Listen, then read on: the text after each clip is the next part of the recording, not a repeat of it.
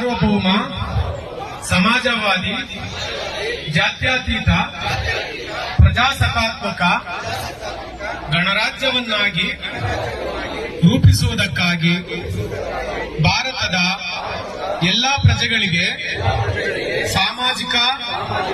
ಆರ್ಥಿಕ ಮತ್ತು ರಾಜಕೀಯ ನ್ಯಾಯವನ್ನು, ವಿಚಾರ ಅಭಿವ್ಯಕ್ತಿ, ನಂಬಿಕೆ, ಧರ್ಮ ಮತ್ತು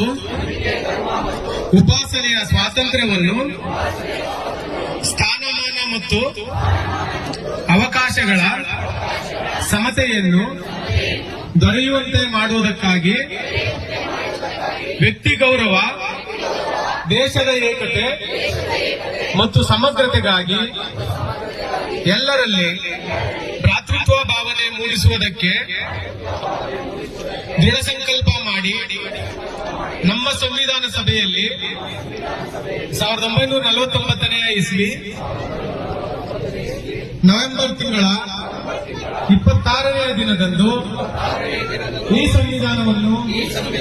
ನಮಗೆ ನಾವೇ ಅರ್ಪಿಸಿಕೊಂಡು ಅಂಗೀಕರಿಸಿದ್ದೇವೆ.